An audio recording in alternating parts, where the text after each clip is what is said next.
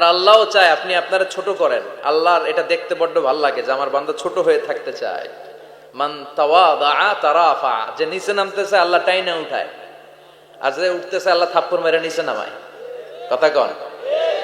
মুসা আলাইহিস সালাম, সহিহ বুখারীর বর্ণনা, বনি ইসরাইলের লোকদের মাঝে ওয়াজ করতেছিলেন, এরকম নসিহত করছিলেন। তো একজন দাঁড়িয়ে বলল, ইয়া নবী আল্লাহ মুসা, মান আ'লামুন নাসি ফিল আরদ, হে মুসা নবী, জানতে বড় মনে চায় বর্তমান পৃথিবীর সবচেয়ে বড় জ্ঞানী কে? মুসা আলাইহিস সালাম কয় আমি। মুসা আলাইহিস সালাম কি বললেন? আনা। আসলে কথাটা ঠিক। আল্লাহ যখন যে নবীকে পৃথিবীতে পাঠায় তখন তাকে সবচাইতে বেশি জ্ঞান দিয়ে পাঠায়, সে হিসেবে ঠিকই উনি সবচেয়ে জ্ঞানী। কিন্তু উনি এইভাবে নিজেকে সবচেয়ে বড় জ্ঞানী বলে দিবে, এটা আল্লাহর পছন্দ হয় নাই। আল্লাহ চেয়েছিলেন মুসা আলাইহিস সালাম যেন বলে আল্লাহু আ'লাম, আল্লাহই জ্ঞানী। সুবহানাল্লাহ কইবেন না? কিন্তু তা না করে উনি কি করলেন? যখন বললো সবচেয়ে বড় জ্ঞানী কে, উনি হুট করে কি বলে ফেললেন? আনা, আমি। আল্লাহ এটা পছন্দ করেনি। আল্লাহ ডেকে বললেন, মুসা, ইউ আর অ্যাবসলিউটলি রং, তুমি ভুল করেছো, তুমি সবচেয়ে জ্ঞানী নও, তোমার চেয়ে বড় জ্ঞানী আছে। সুবহানাল্লাহ পড়েন। তার মানে জানার কোনো শেষ নাই, জাননেওয়ালার উপর জাননেওয়ালা আছে। আর সবচেয়ে বড় জাননেওয়ালা কে? মুসা আলাইহিস সালাম রে আল্লাহ বললেন, মুসা, তোমার চেয়ে বড় জ্ঞানী আছে, তার নাম হচ্ছে খদির। কি নাম? আরো জোরে বলেন, কি নাম? খদির। উনি কোন জায়গায় বসলে ওখানে ঘাস লতা পাতা যদি শুকনো থাকতো, ওনার বরকতে ওগুলো সবুজ হয়ে যেত, এজন্য ওনার নাম খদির। কিন্তু আমরা বলি খিজির। আমরা কি বলি? খিজির। আল্লাহ বললেন, ইযহাব ইলা মাজমাইল বাহরাইন, দুই সাগরের মিলন কেন্দ্র, ওখানে যাও, ওখানে যে এমন এক বান্দার সন্ধান পাবা সে তোমার চেয়েও জ্ঞানী। সুবহানাল্লাহ পড়ে। তাহলে আমি সবচেয়ে বড় জ্ঞানী, আমি আল্লামা, এটা বলতে পারে শয়তান। চিল্লা এখন ঠিক কিনা? এজন্য আমরা যেন নিজেকে নিজে সবসময় ছোট করে উপস্থাপন করি, তাহলে আল্লাহর দরবারে আপনি বড় হয়ে যাবেন। কথা বুঝতে পেরেছেন? আল্লাহ আমাদের সবাইকে কথাগুলো বুঝার ও আমল করার তৌফিক দান করুক। আমরা পড়ি আমিন। কমে যাবে। উনজুরু ইলা মান হুয়া আসফালা মিনকা, তোমার চেয়ে যে খারাপ অবস্থায় আছে একটু তাকাও না, একটু তাকাও, তোমার চারিপাশেই আছে। যে মুহূর্তে আমরা কথা শুনছি এই মুহূর্তে অনেকে হাসপাতালের বেডে শুয়ে শুয়ে চিৎকার করছে, মৃত্যুর প্রহর গুনছে। ক্যান্সার, দুরারোগ্য ব্যাধি যার নাই কোনো অ্যান্সার। আমার বাড়ি নাই, আমি বাড়ি চাই, গাড়ি চাই, আরো টাকা চাই, আরো পয়সা চাই, আরো খ্যাতি চাই, আরো অনেক কিছু চাই। ক্যান্সারে আক্রান্ত রোগীটা কিচ্ছু চায় না, খালি বাঁচতে চায়। ওর বাঁচার বড় শখ, এই সুন্দর মায়ার পৃথিবী ছেড়ে ওর চলে যেতে মনে চায় না, ও শুধু বাঁচতে চায়। কিন্তু আমাদের এটা লাগবে, ওইটা লাগবে, ওইটা লাগবে। এজন্য ক্যান্সারে যারা আক্রান্ত একটু তাকান না, হাত নাই পা নাই, একটু তাকান কিভাবে তারা লাইফ লিড করে। শেখ সাদি বালাগাল উলা বিকামালিহি একটা কবিতা লিখে বিখ্যাত হয়েছেন। পার্সিয়ান পয়েট, ইরানি কবি। ওনার আর্থিক দৈন্যতা যাচ্ছিল, কিছুদিন ধরে ওনার আর্থিক কিছু সমস্যা, টাকা পয়সা নাই, ফলে ওনার জুতা ছিঁড়ে গিয়েছে, পায়ে জুতা নাই, খালি পায়ে হাঁটে। আর মনে বড় আফসোস, মনে বড় দুঃখ, আমি এত বড় কবি, আমার পায়ে জুতা নাই, আমার পায়ে কি নাই? তো একবার ঘর থেকে বের হয়ে দেখে একটা লোক ভিক্ষা করে খাচ্ছে, ওর দুইটা পাই নাই। শেখ সাদির কি নাই? ভিক্ষুকের কি নাই? ভিক্ষুকের দশা দেখে সেজদায় পড়ে গিয়েছে। সেজদায় লুটিয়ে পড়ে আল্লাহর বলে, আল্লাহ শুকুর, আলহামদুলিল্লাহ, বেশ ভালো আছি। এজন্য উনজুর ইলা মান হুয়া আসফালা মিনকা, তোমার চেয়ে যে খারাপ অবস্থানে আছে তার দিকে তাকাও। ঋণের বোঝা কাঁধে এত বেশি, প্রতিদিন বাড়িওয়ালা এসে তাড়া করে, ভাড়া দিতে পারে না, এরকম লোক আছে না নাই?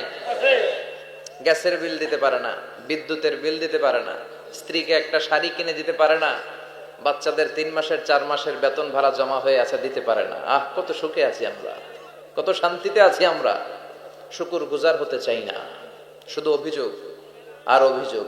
আল্লাহ বলে, অভিযোগ বাদ দিয়ে দাও। বিশ্বনবী বলেন, তোমার চেয়ে যে খারাপ অবস্থানে আছে একটু ওইদিকে তাকাও, তাহলে দেখবে তুমি অনেক ভালো আছো।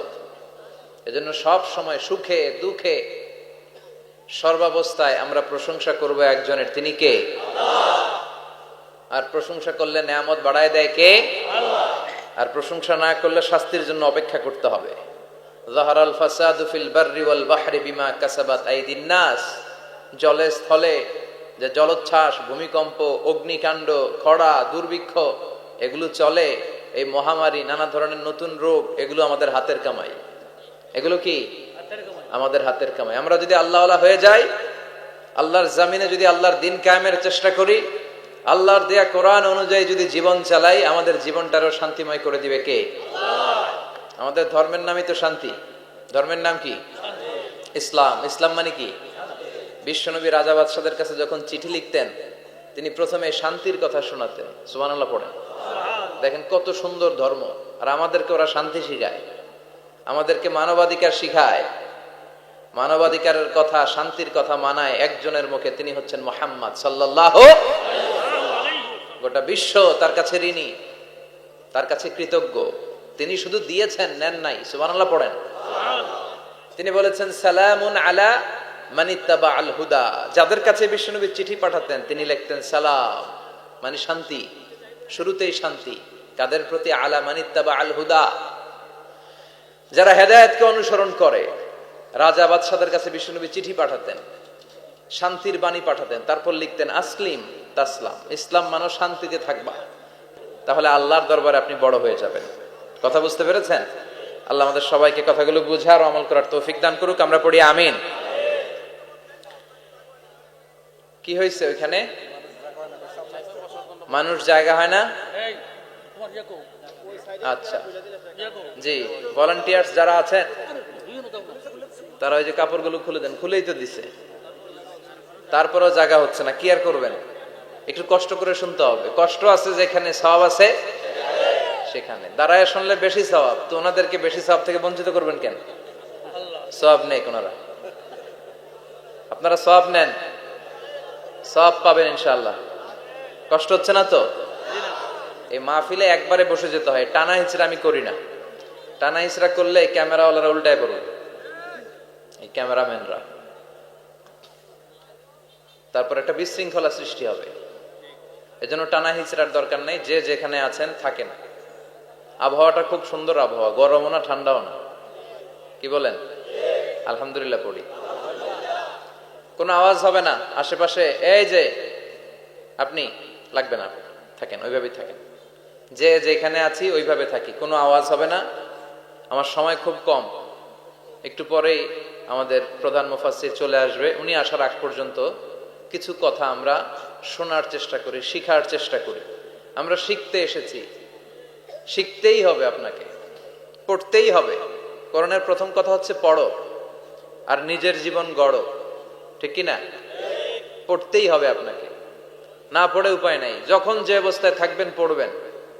জীবনে আমি আমার একটা কিছু মটো আছে, লক্ষ্য, এটাকে খেয়াল করে আমি চলি।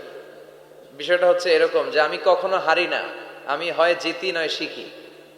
এরকম একটা অ্যাটিটিউড রাখবেন যে শিখতে আমাকে হবেই, কিন্তু হেরে যাব না আমরা। চিল্লায় বলেন ঠিক কিনা? এবং শিখাটাই আপনাকে মুক্তি দিতে পারে।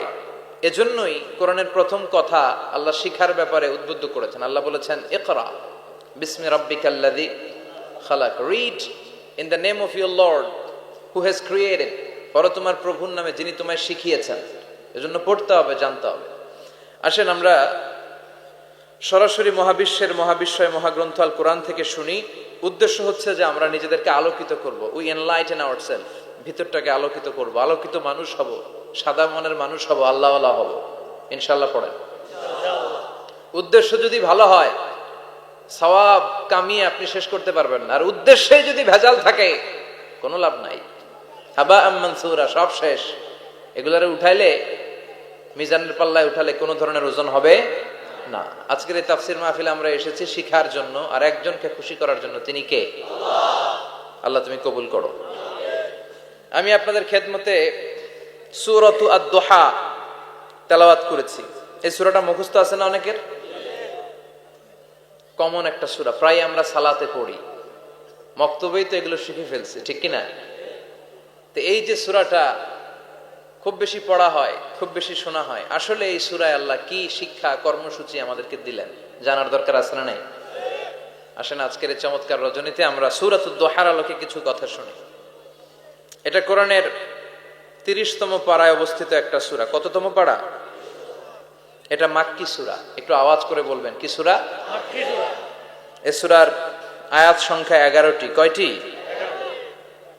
11টি। এটা কোরআনের একটা মোটিভেশনাল সূরা। কি সূরা? মোটিভেশনাল। আমরা প্রায় এই শব্দটা শুনি না, মোটিভেশন মোটিভেশন মোটিভেশন। এই ছেলে কি তোমাদের কি হয়েছে? কথা বলা যাবে না তো, একেবারে চুপ থাকো, যে যেখানে আছো থাকো, কানগুলো খাড়া করো খরগোশের মতো, কোনো আওয়াজ হবে না, একেবারে চুপ। এটা কোরআনের মোটিভেশনাল সূরা, অনুপ্রেরণাদায়ক সূরা। আপনার মন যখন খারাপ তখন এই দুইটা সূরা পড়বেন, দোহাও পড়বেন, সূরাতুল ইনশিরাহও পড়বেন। ইযা ইশতাদ্দাত বিকাল বালওয়া ফাফাক্কির ফি আলাম নাশরাহ ফাইন্নাল উসরা বাইনাল ইউসরাইনি ইযা ফাক্কারতাহু ফাফরাহ। এদের কি সমস্যা কি? এই ইয়াকো সুবহান কইও, আওয়াজ করেন কেন? বসেন বসেন, আর বসার জায়গা না থাকলে দাঁড়িয়ে থাকেন। জি, আওয়াজ করা যাবে না, হাতে কাজ করবেন, আওয়াজ হলে কথা বলা যায় না।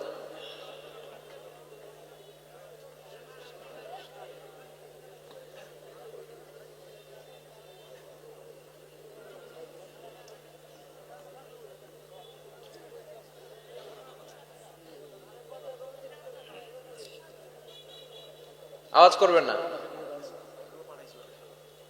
এটা কোরআন